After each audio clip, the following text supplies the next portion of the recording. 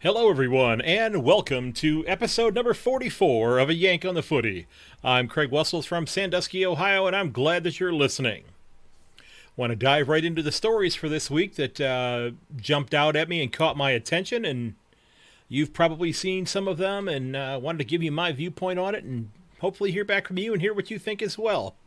First off, wasn't it great to see Eddie Betts and Isaac Rankin square off against one another in the opening game up in Darwin?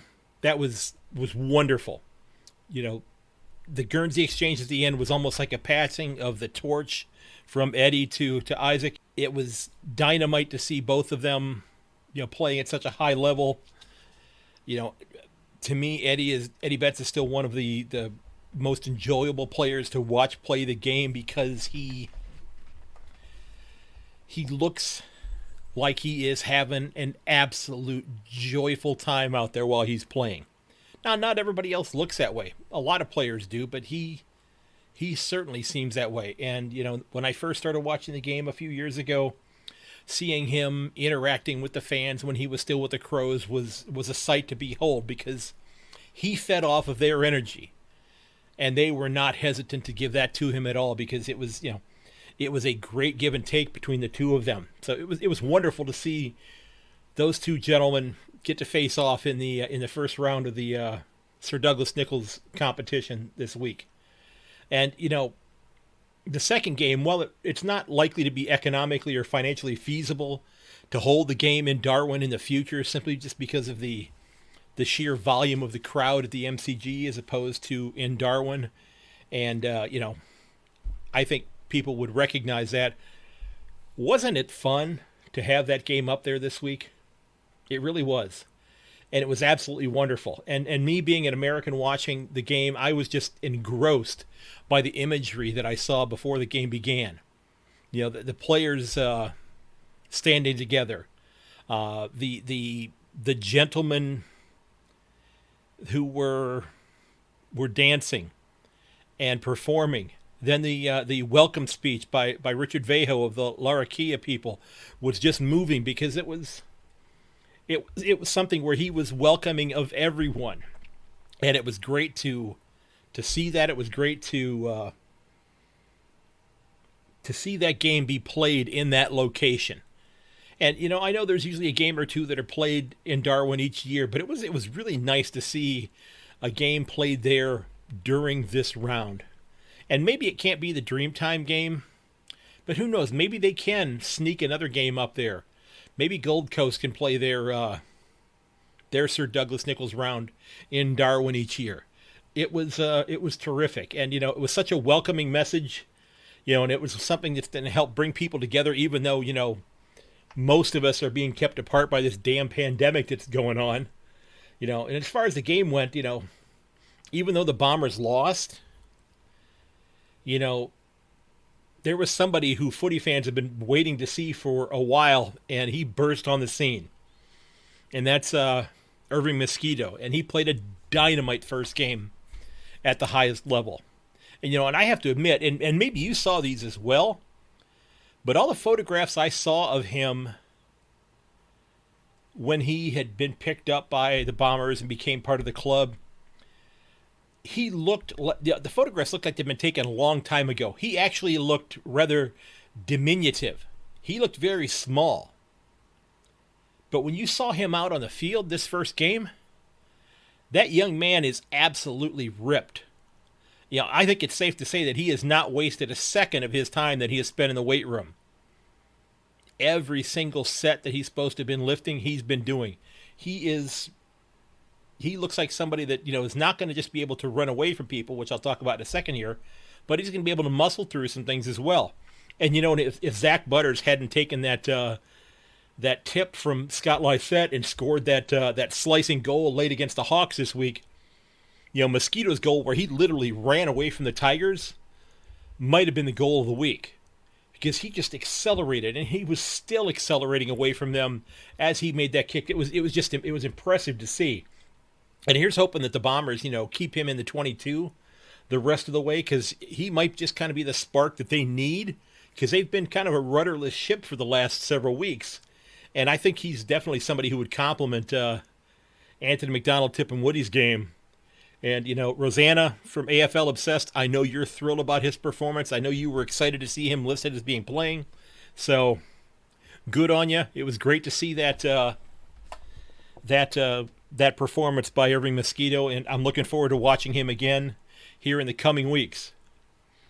Now, the second piece that I wanted to get into, let's just put it out here, okay? Dylan Grimes and Nick Vlastuin, they channeled their favorite soccer players this weekend. Dylan Grimes, he dove. He fell down with very little help from Jake Stringer. Unfortunately, the umpires didn't see it that way, and they stripped a goal away from the Bombers during this exact same game. Both Dylan Grimes and Nick Vlastuin have been fined for staging during that game. They pulled a goal off the board that the Bombers had scored. The Bombers lost that game by 12 points. It's the AFL is going to have to do something about this staging, because it's one of the reasons why I am not a soccer fan, is because soccer players, soccer players do get injured, they get hurt, but in a lot of instances they don't get hurt, but they sure look like they got hurt, or they're pretending that they got hurt. The AFL is going to have to do something about staging, aren't they? I don't know what it is. I think I talked about an episode here a couple of weeks ago that the idea of using, an NFL type challenge flag where the coach could challenge a play like they do in the NFL wouldn't necessarily work in the AFL because it's too free flowing. The game's moving too quickly. The fines that they offer, sure, they're a punishment, but they're certainly not a deterrent in that game situation. Those fines, that was, I think, $2,000 total, which I guess during this season was cut in half. So that $1,000 that was collected from Grimes and Vlastuin, that gives little solace to the Bombers, who lost at least 2 and probably 4 points, or maybe 4 points, on the ladder this week. So it left them 4 points. But instead of being 4 points out of the 8th spot, they're now 6 points out. So, I don't know what can be done. Can the boundary umpires maybe be charged with more responsibility than simply throwing the ball back in and whistling when the ball has gone out of bounds? Can they be given the responsibility of being able to confer with the 3 umpires that are on the field and say, hey, you know what? He didn't push him. I saw it. It wasn't. Or does that happen? Maybe I just have not picked up on it. Because, again, I've not seen a game in person. I've only seen what comes up on my television screen. So maybe that is occurring. But there's got to be a way for them to be able to say, you know what? You didn't get hit. You fell down on your own. We're not going to negate that goal. Something's got to be done to do that. Is there a way that they can help to refute the staging that's going on there? I'd love to hear what you think about that. Because, arguably, those 2 calls right there, because Vlastuin got a 50-meter penalty out of his, which led to a very short kick and a short goal. So, theoretically, that was not a 12, but in many cases, an 18-point turnaround. Because the Bombers had a goal taken off of the scoreboard for them. Now, that being said, this is still just a game. And yet there are some people who are out there still making death threats against Dylan Grimes and his family on social media. It's disgusting. It's disturbing. Fortunately, and I don't know if there was more than one, but there was one arrest that was made. I saw it. I just linked to the article as well. A 39-year-old man in Frankston who was arrested for having made terroristic threats on social media, and he was bonded out. He was bailed out and goes back to court, I believe, in May of next year. So the courts must be real busy. Was he the only one? I don't know. Maybe he was. But, I guess I'm becoming a little too old to get bent out of shape about that sort of thing. I generally don't let things like this bother me too much anymore. Now, I guess I guess you could say I'm complaining about them right now, but I'm mainly just talking about them. But I generally don't let stuff like this bother me. To me, it's kind of like water off a duck's back. Okay, it's there and it's gone. Of course, then if something in life happens that's dumb, for example, first day of school this week, or I'm sorry, last Friday was my first day back. Got up at 5 o'clock in the morning, getting ready to get dressed and head off to work for my first day.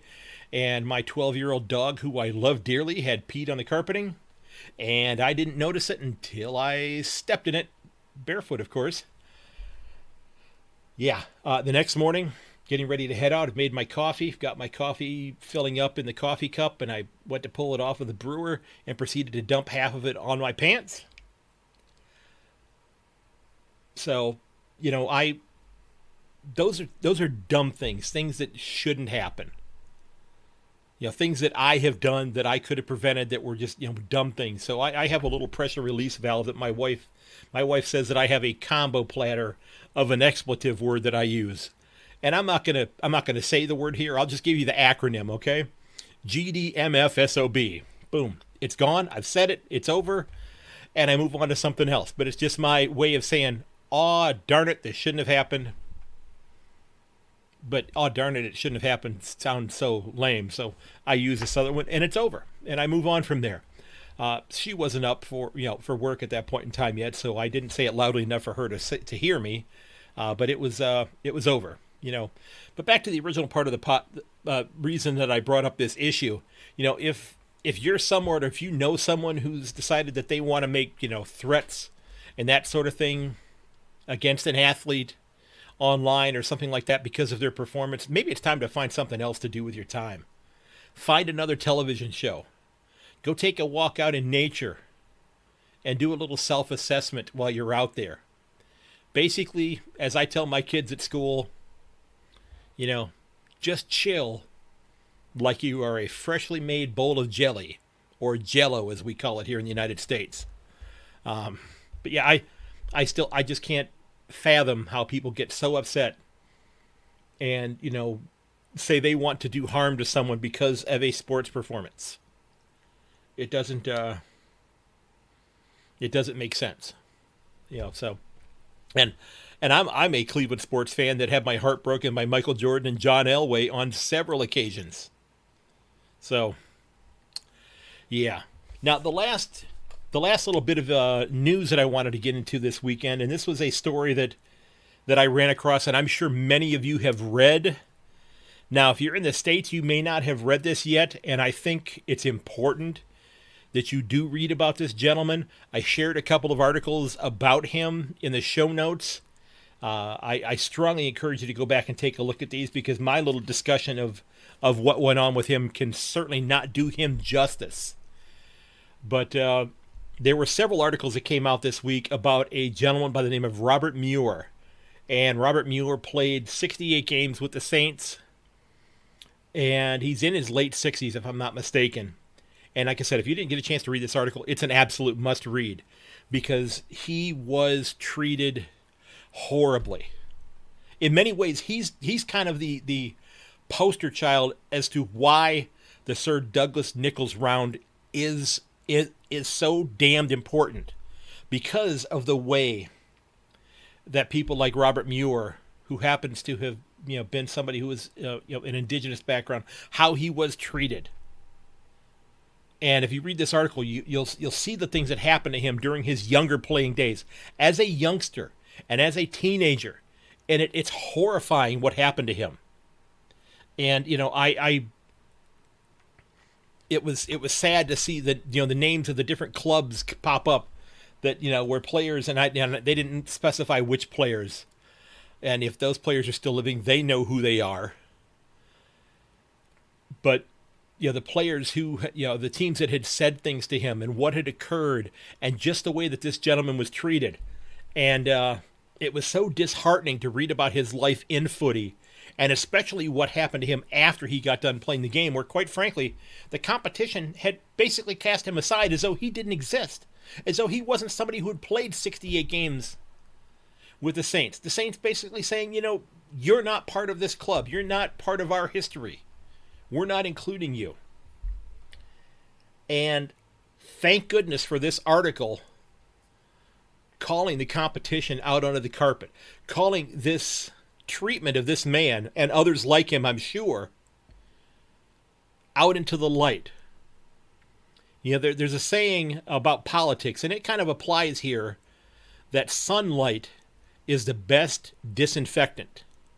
I tell my kids in my government classes that all the time, that, you know, that people say that if you put the politicians' actions out there in front of you, and you put them out there in public, you're going to hold them accountable. And, you know, it's the same thing in Australia as it is here in the United States. The people who we elect to office need to remember that they work for us, we don't work for them. So that's where I get this, you know, so holding them accountable is important.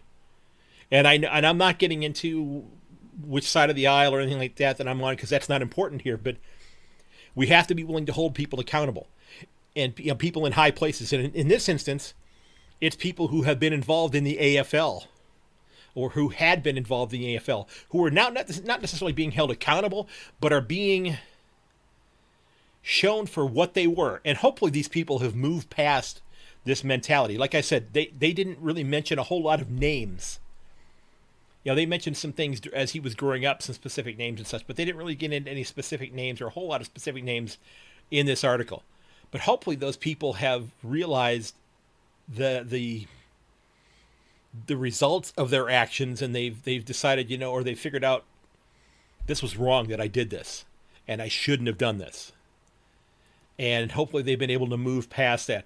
But what has been interesting is that in this article, Mr. Muir had talked about how he had gone back to the league to try to get some help with having his shoulder repaired, which I guess had become severely injured right towards the end of his playing career. And he's 68 years old, if I remember correctly from the article. He hasn't played in the league for a number of years. And they said, well, that's not our responsibility anymore.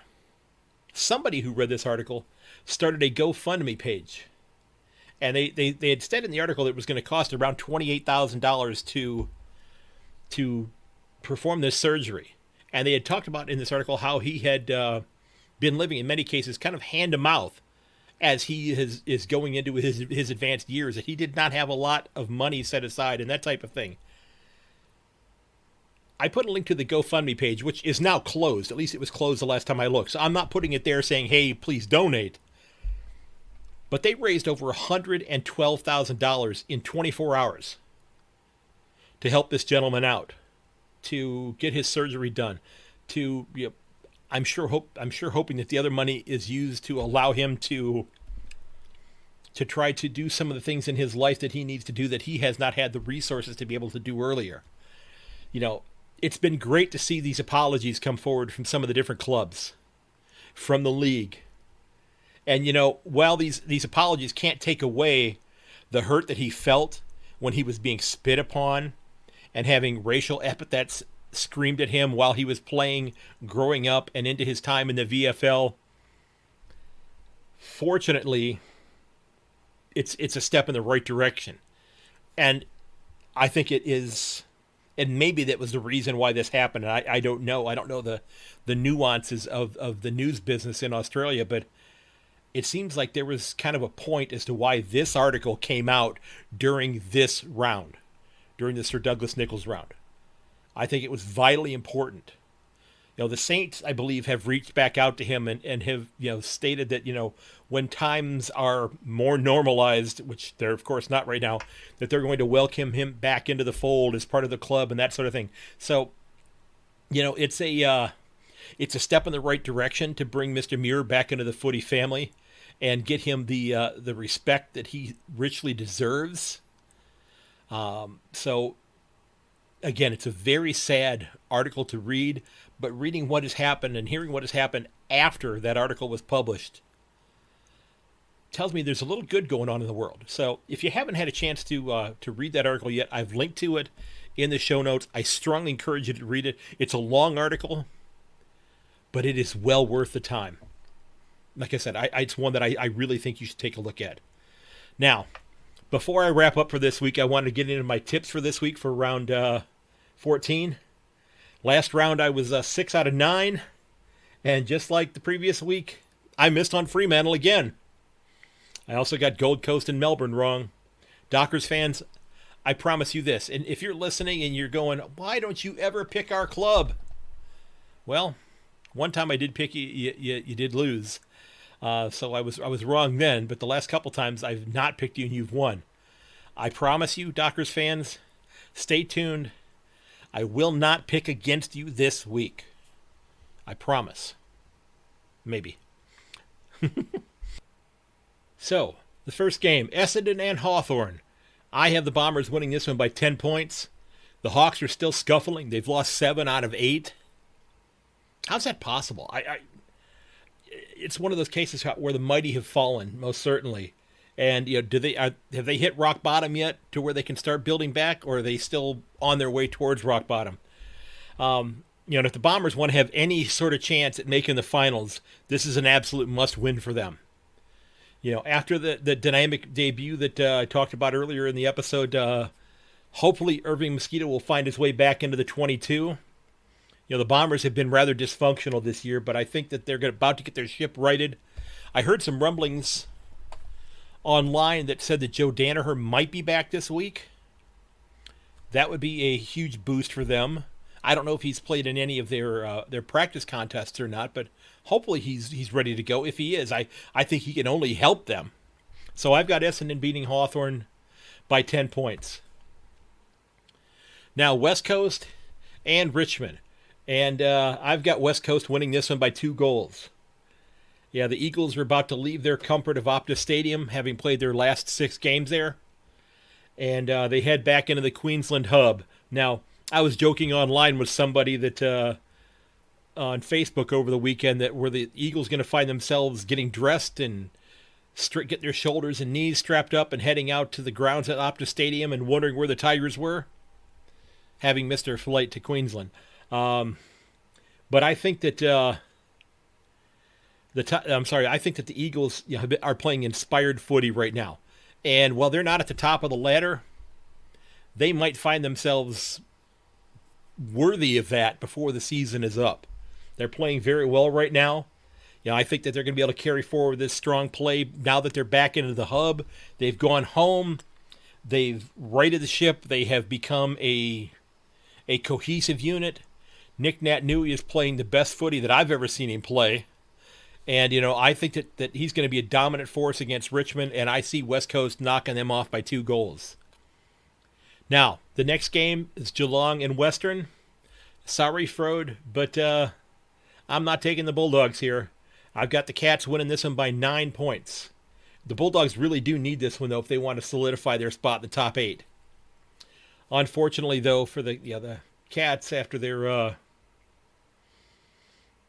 they came out of their first half with the Crows, and they came out laser focused because the Crows played very well in the first half against the Cats last week. I think the Cats are going to come into this round laser focused, and they're going to win it by 9. The Cats have a bye coming up, so it's likely they're going to put their best 22 out onto the field, knowing that they've got, I think, 9 or 10 days off before they play their next game. And of course, if you're a Cat supporter, having a bye week is not something that you always think fondly of. Hopefully that's not the case this year. There's so much other stuff that's going on differently. Hopefully the bye is not a problem for us this year. The Cats have struggled mightily coming out of their bye week. And the Bulldogs have got this offensive hydra that is developing between Mitch Wallace and Bailey Smith and Marcus Bontempelli. They're becoming a great club. I mean, they were already a great club, but Wallace is playing the best I've seen him play. Marcus Bontempelli is just continuing to be a great performer like he is, as is Bailey Smith. And, I think this is going to be the second best matchup of the week behind the Eagles and Tigers game. And I'm looking forward to watching it. It's one I'll be watching on the television in my classroom before school starts. So I'm very excited about that. Now, Port Adelaide and Sydney. And I've got the Power winning this one by 15. This is a game that Port absolutely must win if they want to hold on to their spot at the top of the ladder. On paper, they are a much more talented club, and they should win this handily. But other than this past week where the Dockers absolutely choked off the Swans' offense, they've had some bright spots. They've played pretty well. And, John Longmire's got this young group of kids playing with some passion, with some excitement, thinking positively about themselves, but I still think that Port is too talented to not beat them by 2.5 goals. So that's where I think it's going to happen. And I think the Swans, who, are really beat up with their talls, are going to have a difficult time containing Charlie Dixon. And I think Big Dix gets at least 3 goals this week against Sydney. Okay, Dockers fans, Fremantle and GWS. I've got Fremantle winning this one by 8 points. And again, I want to admit it, the Dockers the last few weeks have kind of been my kryptonite when it comes to tipping games. Each of the last 3 rounds I've gotten them wrong. Well, I'm tipping the Dockers to knock off the Giants. And let's be honest, folks, in the last few weeks, they have played absolutely stifling defense. They're just not letting other teams score. The Giants have struggled to score as well. They really struggled this past week, trading goals with the Eagles. Before they kind of made it close, a couple goal difference at the end, but they really struggled for long periods of time moving the ball up the field. So, I think that, while this is a club that played in the grand final last year, they really are struggling, and I think this is a Fremantle team that is ready to make a strong push into the 8 next year. But what's interesting, if you look at their fixture, 3 of their next 5 games to close out the season. Now, they have to play the Tigers as well still, and I can't remember the 5th game off the top of my head, but 3 of the 5 games that they play are against teams that are directly ahead of them for the 8th spot on the ladder. And I think right now they're number 12 or maybe 13, so like 8, 9, 10, 11, 12. So I know they play the Bulldogs still as well. But there's an opportunity for them, if they keep winning, to start knocking off some of these people and moving up the ladder. So, Dockers fans, I'm on board with you for this week, okay? I got the Dockers by 8. St. Kilda and Melbourne. I think this is going to be a very close game. I've got the Saints winning it by 5. The Saints lost a very close contest to the Lions last round. Let's be honest, it probably shouldn't have been that close. If you go back and you look at the score, the Lions are having a difficult time and trouble putting the ball between the 2 tall sticks. An awful lot of behinds in that game. They're having a difficult time scoring goals. So while they've dropped 2 out of their last 3, I think that the Saints end up topping the Demons this week. The D's have won 3 in a row before the Bulldogs took care of them last week by 24, 25 points. And like I said, while I think this is a close contest, I think the Saints are going to go ahead and solidify their spot in the 8 because they've already slid down to 6th at this point in time. And I think this is going to be one of the closest contests of the week. Now, Carlton and Collingwood. And I'm going to go with the Blues in this game by 4 points. And, the Pies, they knocked off the Roos last night. They moved up into the 7th spot, but, they're still devastated by injuries. But, they managed to win last night by 5 goals. The Roos are struggling, okay? Let's be honest about that. The Blues have won 2 in a row, and they're just a game out of the 8. And, like the Saints and D's game, I think this is going to be very close. But I think the Blues are due for another break going their way, so I think that they're going to win this one on a late goal against the Pies. We know how much the Pies hate giving up goals late in games, but I see it happening this week again. I'm not sure who it's going to be this time, but that's just that's my prediction. That's what I'm tipping. I'm probably wrong, but that's what I think. Now, I actually changed my position on this game as I sat down to type up my notes here this evening, and this is Gold Coast and North Melbourne. And I initially had Gold Coast winning this game, but I flipped it over to the Kangaroos. And I did this because, the Suns, they've become everybody's second favorite team this year. We've been excited to see Matt Rowell, Isaac Rankin, the King twin. I can't remember which one's which right off the top of my head at the moment here right now. All inspiring us to realize, what, the future is bright with the Suns. Yeah, I know, pun intended. Yeah. Uh, but this weekend, they dismissed 5 coaches from their coaching staff and one other person from their front office. And I think that's going to have an impact on this young club when they see that this has happened now, or that this is happening. Because I don't know if these dismissals were instantaneous, as though they were happening right now, or if these people were being told, "Hey, you're not going to be back with us next year." I haven't read that deeply into it yet, so I don't know if these coaches were fired and said you're done as of today, or if they're finishing out this season. I did see that Tom Morris talked about on the couch that the soft cap money for these contracts still going forward are going to be absorbed into this year's soft cap. So it will, even though there may be a reduction next year, it's not going to impact them. But like I said, I think this is going to be a prime opportunity for Reece Shaw's club to get a win that on paper maybe they shouldn't get. But I think the Suns are going to be figuring out what steps do we take next, because we just lost a good chunk of our coaching staff. So I'm going to go with the Kangaroos in this game by 8 points. Now, the Crows and Brisbane are both on a bye this week. And, I don't know how many of you are watching the Crows games. I've watched probably 8 of them this year. And while they may be a less talented club right now, they're playing hard for Matthew Nicks. They're playing really hard for him. And if you haven't had a chance to watch the Cats and Crows game from last week, and you can find that one on demand, as a Cats supporter, that first half scared the hell out of me.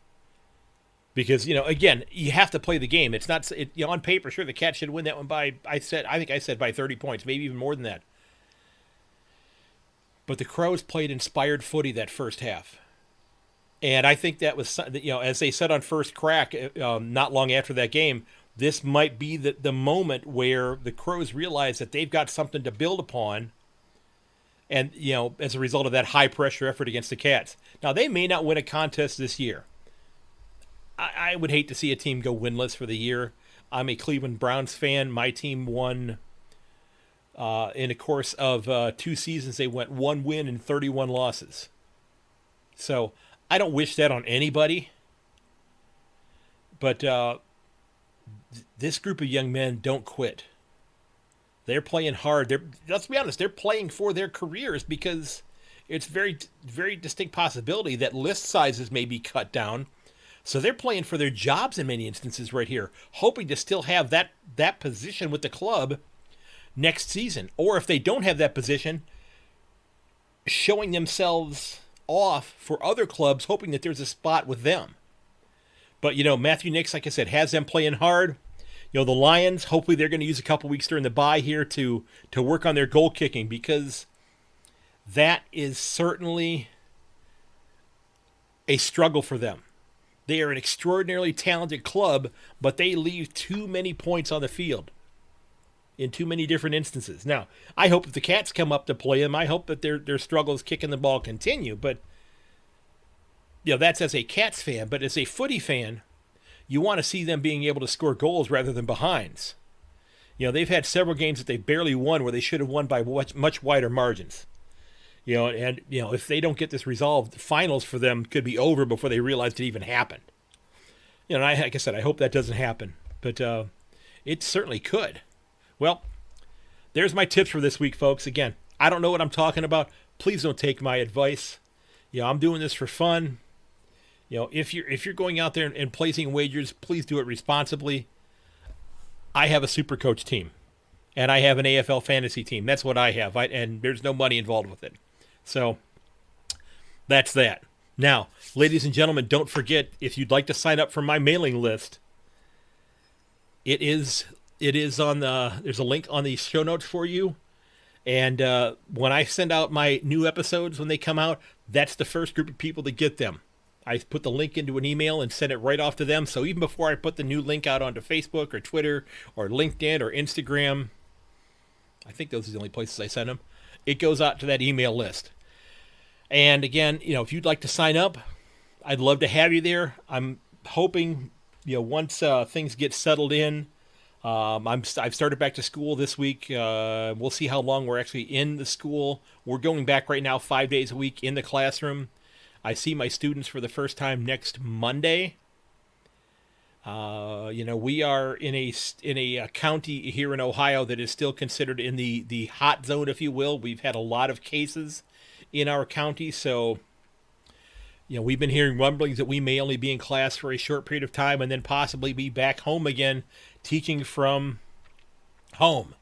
Hopefully they will allow me to teach my lessons from my classroom while the kids may not be at school, because there's so many things that I'd like to be able to utilize in my classroom. But yeah, if you'd like to sign up, that'd be great.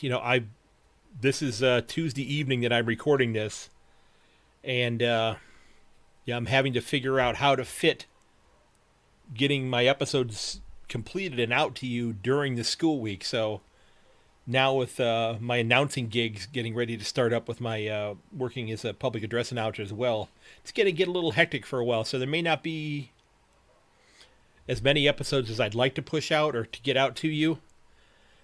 But I'm still working on them. It's not going away by any stretch of the imagination. I'm having way too darn much fun doing this and reaching out and talking to you folks. So if you'd like to get on the mailing list, I'd love to have you on there. I'd love to be able to get that podcast episode out to you as soon as it comes out. Also, if you've got any ideas for a show topic, or someone that should come on the show as a guest, maybe it's you, please feel free to drop me a DM on Twitter or shoot me an email at ayankonthefooty@gmail.com. I'd absolutely love to hear from you. Don't forget that while you can find all of the episodes of this podcast at ayankonthefooty.podbean.com, you can also find it at your favorite podcast provider. I would love it if you would give me a review on Apple Podcasts. Let me know what you think. I'd love to see see your comments. If you have any thoughts that you'd like to share on the Podbean app, that'd be great as well. But the Apple podcast review lets them know how you think I'm doing, which makes it easier for people to find my podcast. Of course, it's really easy if you decide you want to share it with your friends and family. So if you'd want to do that, I would absolutely love it. Okay. Remember, you can reach me at ayankonthefooty@gmail.com. You can also find me at yank_on on Twitter and at yankonthefooty on Instagram and on Facebook. I'd like to thank Mr. Joseph McDade for the use of a couple of pieces of his music, Elevation and Backplate. Mr. McDade's got some fantastic music out there. You can find his music at josephmcdade.com/music as well as on Spotify. Thank you very much, sir. Now, those of you who are in Victoria, it looks like the numbers are getting a little bit better. Stay safe. Look out for one another. Reach out and talk to your friends. Okay? Because even though we can't be face-to-face, we certainly can talk to one another over Zoom or over Google Meet or FaceTime or just a phone call, something like that, where you let those people know that you care about them, that you're reaching out to them, that you're interacting with them. Okay? And hopefully they'll reach out to you as well. Now, ladies and gents, I want to thank you for listening. While many of us are fans of our teams, deep down we're fans of a game we love, and that's the game of footy. Now, if you're listening here in the U.S., we've got 5 games being broadcast here this week. On Thursday morning, there are 2 games on Thursday morning at 2:30 a.m. and at 5 a.m. You've got the Hawks and Bombers, the Tigers and the Eagles. And then on Friday morning at 5:30, you've got the Bulldogs and the Cats. And then on Saturday, you've got an 11:30. I'm sorry, there's also an 11:30 game on Friday evening. That's Port Adelaide and Sydney. So if you've been watching, morning games and you've not seen a nighttime game here, that'll actually be a day game there. Very bright sunshine in many cases there. And then on Saturday, you've got the Dockers and the Giants at 2:30 a.m. And those are on either FS1 or FS2. And don't forget that Australian rules football, it's why they invented the DVR. Again, ladies and gentlemen, thank you so very much for listening. I ask that you consider sharing the podcast with your friends and family. And may your dribble kick never hit the post. I'll catch you later.